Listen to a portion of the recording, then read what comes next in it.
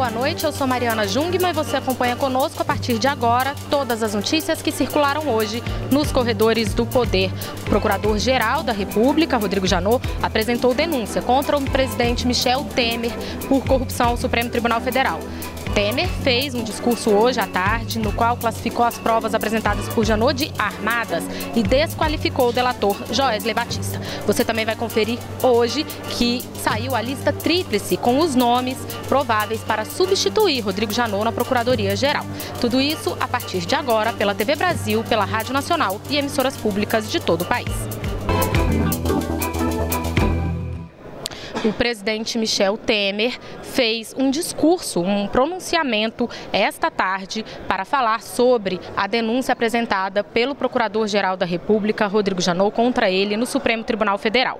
Michel Temer classificou as provas apresentadas por Janot de armadas e desqualificou o delator Joesley Batista, que deu origem, com seu depoimento a essa denúncia. Quem acompanhou todos os detalhes desse pronunciamento foi Daniele Popov. Boa noite, Daniele. Boa noite, Mariana. Na declaração que fez nesta tarde, o presidente Michel Temer contestou a denúncia apresentada contra ele e criticou o Procurador-Geral da República, Rodrigo Janot, responsável pela denúncia levada ao Supremo Tribunal Federal, STF.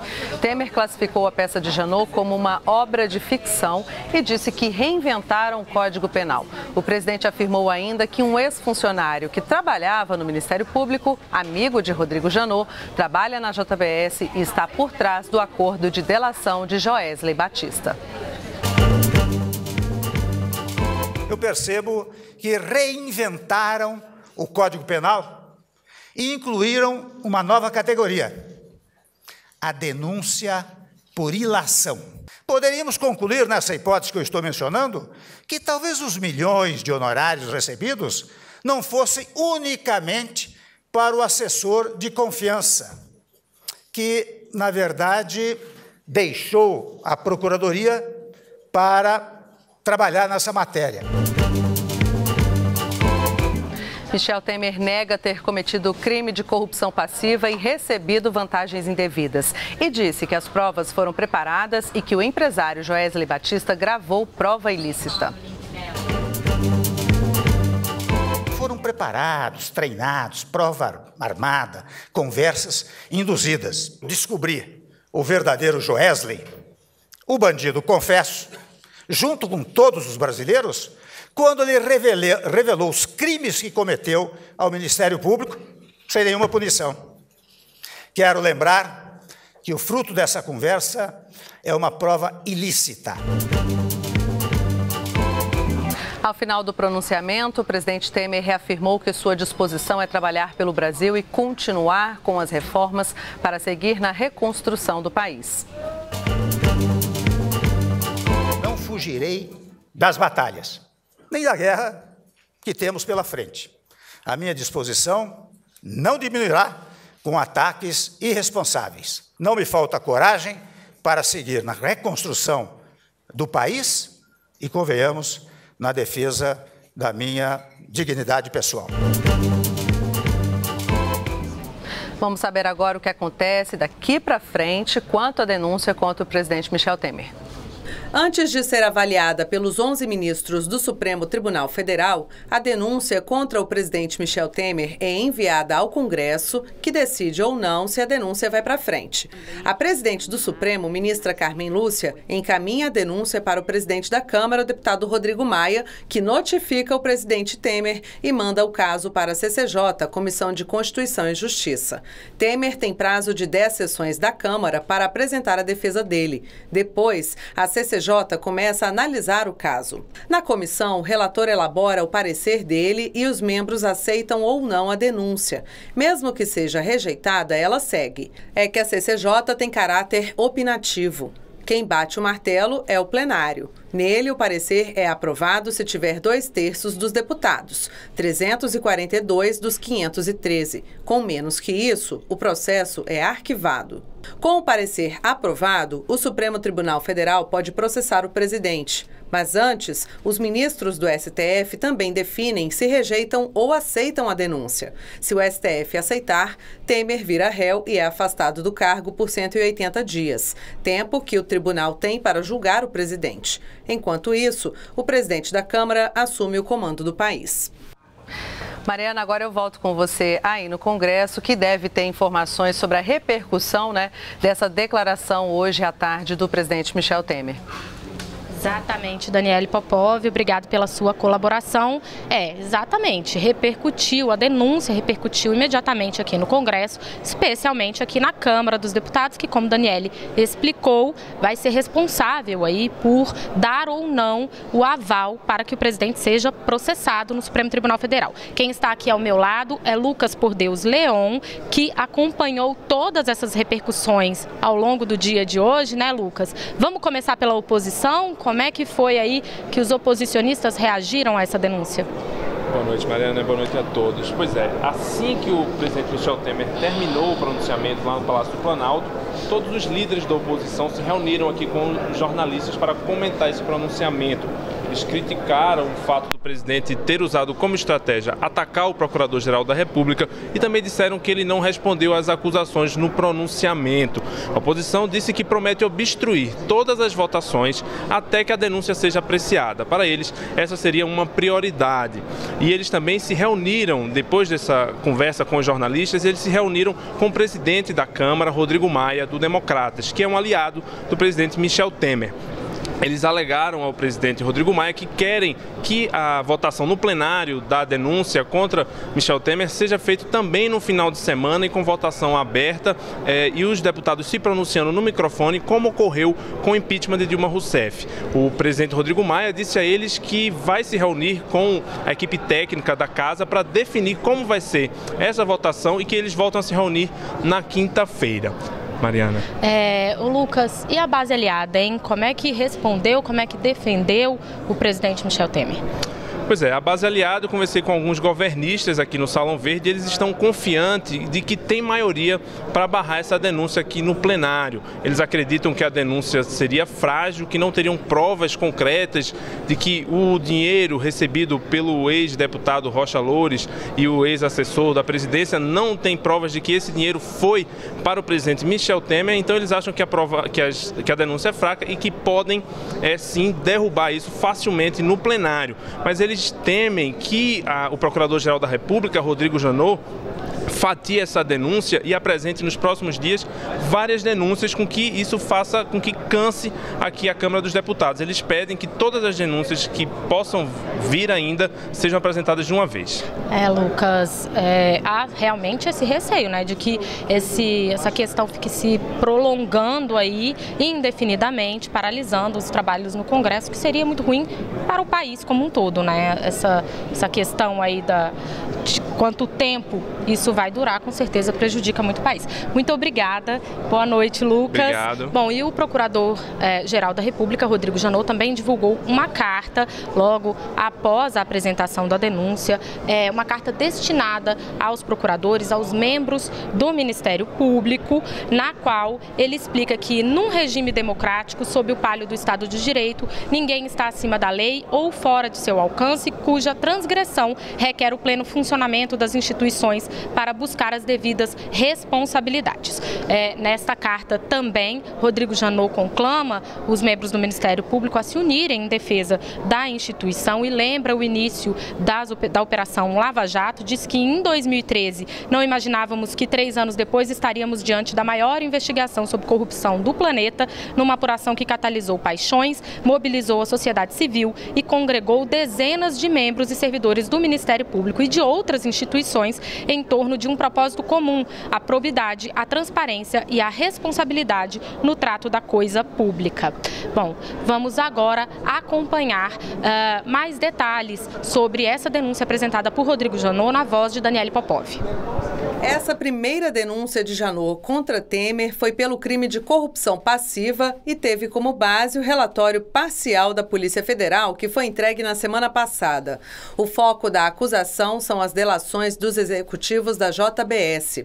O ex-deputado Rodrigo Rocha Loures também foi acusado pelo mesmo crime. Segundo a PGR, a ligação entre os dois foi atestada numa conversa gravada em março, na qual o presidente indica o ex-deputado como pessoa de sua mais estrita confiança. No documento que enviou ao Supremo, Janot disse que Temer usou Loures para receber, entre os meses de março e abril deste ano, vantagens indevidas em referência aos R$500 mil que o ex-deputado foi flagrado carregando numa mala. O dinheiro teria sido ofertado por Joesley Batista, presidente da holding JF Investimentos, e o pagamento feito pelo executivo Ricardo Saúde. Fora isso, o procurador afirma que Temer e Rocha Loures aceitaram a promessa de receber vantagem indevida no valor de R$38 milhões. A contrapartida seria o favorecimento da JBS, uma subsidiária da JF, junto ao Conselho Administrativo de Defesa Econômica, o CAD. No mesmo inquérito, o presidente é investigado pelos crimes de participação em organização criminosa e obstrução de justiça. Mas, para esses casos, a Procuradoria tem até a próxima segunda-feira para oferecer ou não novas denúncias. Olha, e quem enfrenta também essas questões de denúncia, né, quem corre o risco de enfrentar também um processo, é o senador Aécio Neves. A gente falou aqui no fim da semana passada que o presidente do Conselho de Ética do Senado decidiu arquivar a representação contra ele por considerar que não havia provas, mas hoje a Rede Sustentabilidade, um dos partidos que representou contra Aécio Neves, apresentou o seu recurso para que o plenário do colegiado, do Conselho de Ética, decida se deve dar prosseguimento ou não a esta denúncia.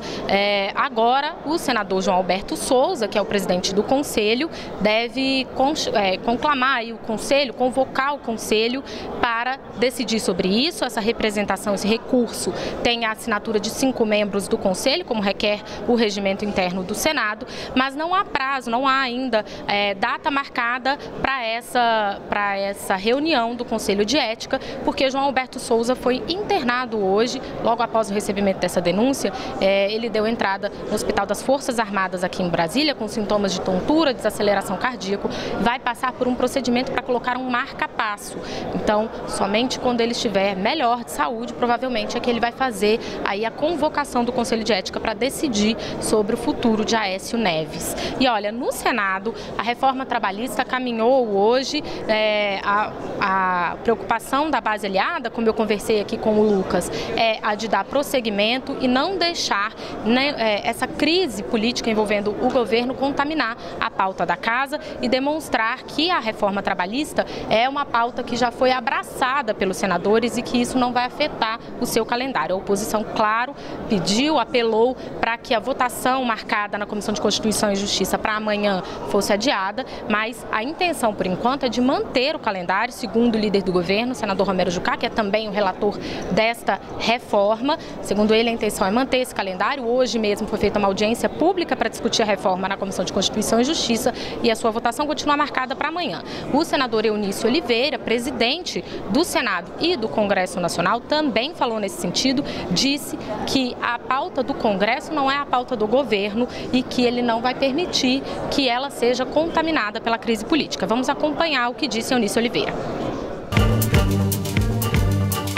Nós temos que ter, nesse momento, bom senso e muita serenidade para tocar a pauta do Congresso Nacional. A pauta do Congresso Nacional não pertence ao governo A, ao governo B, não pertence à situação, não pertence à oposição.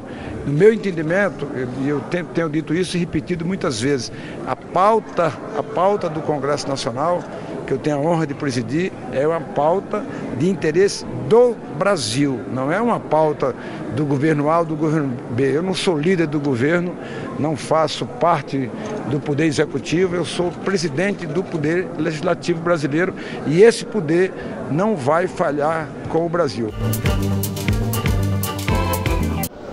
No próximo bloco você fica sabendo quais são os nomes que vão estar na lista tríplice que os procuradores vão oferecer ao presidente da República para substituir Rodrigo Janot na Procuradoria-Geral da República. A gente já volta.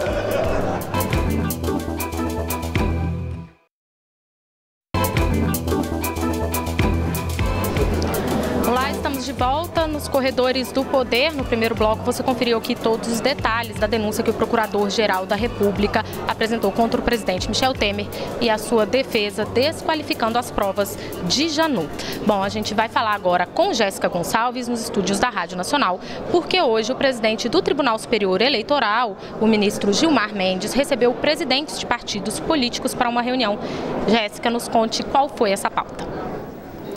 Mariana, a maior parte das reformas política e eleitoral só deve entrar em vigor em 2020. A previsão é do relator da reforma política na Comissão Especial da Câmara dos Deputados, o deputado Vicente Cândido, do PT. O deputado quer votar na semana que vem o relatório da comissão. Vamos acompanhar o que ele disse.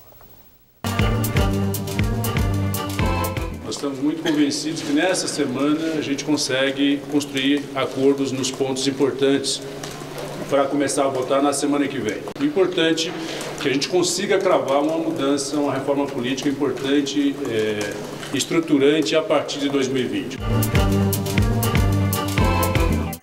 Vicente Cândido avaliou que a crise política não contaminou a tramitação do projeto. De acordo com o parlamentar, a classe política já esperava a denúncia da Procuradoria-Geral da República contra o presidente Michel Temer por corrupção passiva. O Tribunal Superior Eleitoral se colocou à disposição dos deputados para eventuais colaborações. O presidente do TSE, ministro Gilmar Mendes, considera imprescindível a reforma política. Hoje, como você adiantou, os ministros do Tribunal Superior Eleitoral e os presidentes dos 28 partidos políticos com representação no Congresso se reuniram. Eles concordaram que é preciso mudar o modelo de votação a partir da eleição de 2020.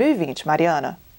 Obrigada, Jéssica. Olha, saiu agora há pouquinho a lista com os 3 nomes que os procuradores vão sugerir ao presidente Michel Temer para que ele escolha um deles para ser o futuro Procurador-Geral da República. A gente lembra que o mandato aí de Rodrigo Janot à frente da Procuradoria acaba em setembro. Quem vai nos contar quem são essas pessoas? Carolina Pimentel, lá na redação da Agência Brasil. Boa noite, Mariana. Como você disse, os procuradores escolheram os 3 aí que vão fazer parte da lista tríplice e vão concorrer à vaga de Procurador-Geral da República, que hoje é ocupada por Rodrigo Janot. Bem, os 3 mais votados pelos procuradores foram o procurador Nicolau Dino, que recebeu 621 votos, a procuradora Raquel Dodge, que recebeu 587 votos, e o procurador Mário Bonsaglia, com 564 votos. Bem, agora essa lista tríplice com os nomes dos 3 mais votados vai ser encaminhada ao presidente da República. Bem, de acordo com a Constituição, o presidente da República ele pode indicar para ocupar aí o cargo de Procurador-Geral da República qualquer procurador do país, né, da República.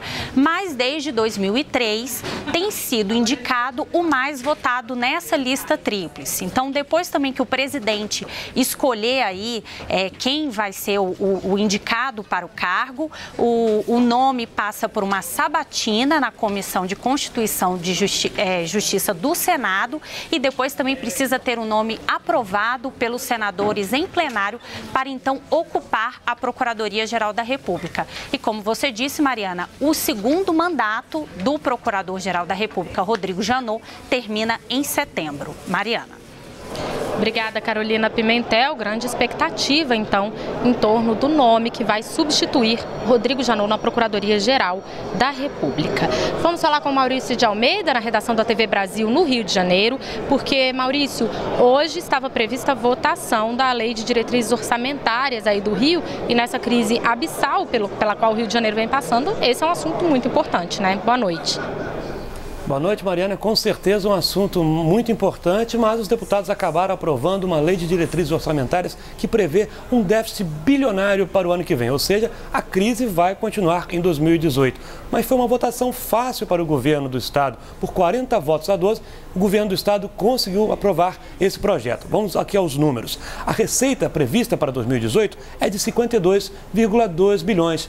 Já os gastos do governo devem chegar a 72,5 bilhões, ou seja, um déficit de 20,3 bilhões que já está sendo previsto para o ano que vem aqui no Rio de Janeiro. Isso, segundo os deputados do governo com quem eu conversei, vai ser amenizado se o governo federal assinar a entrada do Rio de Janeiro no programa de recuperação fiscal. Os deputados do governo estão apostando tudo na entrada do Rio nesse programa de recuperação fiscal que vai congelar as dívidas do Rio de Janeiro com a União durante 3 anos. E com esse congelamento, durante os 3 anos, o Rio de Janeiro vai economizar 62 bilhões de reais, ou seja, dá mais ou menos 20 bilhões de reais por ano. Então seriam esses 20 bilhões de reais de déficit que estão previstos para o ano que vem. Se isso for aprovado, o governo vai trabalhar ali meio no fio da navalha, não dá para gastar nem um pouquinho a mais que vai não ficar no vermelho. Mariana. Maurício, agora mudando um pouquinho de assunto, outra decisão importante que ia ter aí hoje era no Tribunal de Justiça. Eles iam decidir se as torcidas adversárias poderiam comparecer aos jogos dos 4 grandes clubes aí do Rio, né? São os 4 clubes que são grandes no país inteiro. O que ficou? Saiu decisão sobre isso? Olha, saiu uma decisão liminar. Os 4 grandes clubes vão poder continuar frequentando os estádios, assim, quando tiver um clássico, poderemos ter torcidas mistas. O que acontece? O Ministério Público aqui do Rio de Janeiro entrou com uma ação tentando colocar torcidas únicas, quando o Flamengo, Fluminense, Vasco e Botafogo se enfrentassem aqui no Rio de Janeiro para garantir a segurança do torcedor. Isso aconteceu depois do jogo que teve entre Flamengo e Botafogo no início desse ano, pelo campeonato estadual aqui do Rio de Janeiro, quando um torcedor do Botafogo morreu em confronto com torcidas organizadas do Flamengo. Esse confronto aconteceu fora do estádio. Então os clubes se uniram para tentar mostrar para a Justiça que dentro do estádio não existem problemas, portanto as 2 torcidas poderiam ficar nos estádios. Os clubes ganharam uma liminar e essa liminar está valendo. Só que hoje tinha uma sessão na Câmara Civil do Rio de Janeiro para decidir se a liminar continuava ou não, julgar o mérito da liminar. O que aconteceu? No início da sessão, o Ministério Público alegou que a Câmara Civil não deveria fazer esse julgamento, que o julgamento deveria ser transferido para a Câmara de Direito do Consumidor. O que a Câmara Civil fez? A Câmara Civil indeferiu o pedido do Ministério Público, mas decidiu não votar a liminar hoje, já que o Ministério Público ainda pode recorrer e essa decisão pode ser transferida para a Câmara do Direito do Consumidor. Resumindo tudo, os clássicos podem continuar acontecendo aqui no Rio de Janeiro com 2 torcidas. Todo mundo ficou feliz, os torcedores, os 4 grandes clubes que apoiavam essa decisão. Uma decisão inédita, né? Flamengo, Fluminense, Vasco e Botafogo juntos lutando na Justiça. Mariana? Realmente é inédito, os 4 lutando juntos, jogando juntos, né? Mas a questão da violência nos estádios continua preocupando a todos. Obrigada, Maurício. Vamos voltar a falar agora com a Jéssica Gonçalves, porque hoje teve depoimento no âmbito da Operação Sepsis, depoimento do ex-ministro Guido Mantega. A equipe da Rádio Nacional acompanhou essa pauta. Jéssica, como é que se deu tudo isso? Mariana, o ex-ministro da Fazenda, Guido Mantega, foi ouvido hoje como testemunha na Justiça Federal em Brasília. Mantega depôs em ações envolvendo o ex-presidente da Câmara, Eduardo Cunha, e o ex-ministro do Turismo, Henrique Eduardo Alves, no âmbito da Operação Sepsis, que investiga um suposto esquema de pagamento de propina para a liberação de recursos do Fundo de Investimento do FGTS, administrado pela Caixa Econômica Federal. Guido Mantega disse que as indicações para o fundo do FGTS eram técnicas e os nomes eram sugeridos pela Casa Civil do governo. Também foram ouvidos hoje o ex-presidente da Odebrecht Ambiental, Fernando Reis, e o vice-presidente da Caixa e conselheiro do fundo do FGTS, Fábio Cleto, que confessou a operação de fraude envolvendo Eduardo Cunha. O processo corre na 10ª Vara da Justiça Federal, em Brasília. Todos os depoimentos ocorreram hoje por videoconferência de São Paulo. Outras testemunhas serão ouvidas ainda esta semana. Mariana. Obrigada, Jéssica. E olha, o mundo acompanhou hoje preocupado mais um episódio de cyberataque. Quem tem os detalhes pra gente, novamente, é a Carolina Pimentel, na Agência Brasil. Bem, Mariana, foi um cyberataque em massa que atingiu principalmente instituições, empresas e bancos da Rússia e da Ucrânia, como informou logo cedo uma companhia russa de cibersegurança. Entre as empresas afetadas estão companhias de petróleo e telecomunicações. Inclusive, o vírus desse cyberataque é semelhante ao do ataque que ocorreu em maio, quando 200 mil usuários em 150 países foram vítimas. Entre eles, a gente lembra, um dos mais afetados foi o sistema de saúde do Reino Unido. E o governo dos Estados Unidos informou há pouco que está preparado para ajudar qualquer instituição ou empresa que foi prejudicada por esse novo cyberataque. Mariana. Obrigada, Carolina Pimentel. E vamos falar novamente com Daniele Popov, ainda na pauta desse mundo virtual, porque, Daniele, o Google disse que vai recorrer de uma multa bilionária que recebeu da União Europeia, né? É isso mesmo, Mariana. A Google anunciou nesta terça-feira que considera apelar da decisão da Comissão Europeia, que hoje impôs uma multa à empresa de 2 bilhões 420 milhões de euros. Essa é a maior multa contra uma companhia por abusar da sua posição de domínio como motor de buscas na internet. A Comissão Europeia decidiu multar a Google por considerar que a empresa abusou da sua posição de domínio como motor, das buscas na internet, por negar a outras empresas e também a consumidores europeus uma verdadeira escolha de serviços. A multinacional americana defendeu hoje que quando os consumidores compram online, eles querem encontrar os produtos que buscam rápida e facilmente os anunciantes e que querem, por sua vez, promover esses mesmos produtos. Por isso, a Google mostra anúncios de compras conectando os usuários com milhares de anunciantes. A Comissão Europeia exige que a Google acabe com essa prática em até 90 dias ou a empresa pagará multas diárias. Mariana. Obrigada, Daniele Popov. E olha, rapidinho aqui só para a gente encerrar o jornal. Lucas, a gente está tendo votações hoje na Câmara e no Senado? Oi, Mariana. No Senado está tendo votações e pode entrar aí a PEC que torna imprescritível o crime de estupro, ou seja, ele não poderia prescrever e a condenação viria a qualquer hora. E aqui na Câmara existe a previsão, ainda não começou a sessão, da votação da MP da regulamentação fundiária, que voltou aqui para casa. Mas vamos aguardar aí para ver se tem quórum hoje aqui, Mariana. Tá certo. Obrigada, Lucas. Você confere tudo isso com a gente amanhã. Uma boa noite e até amanhã.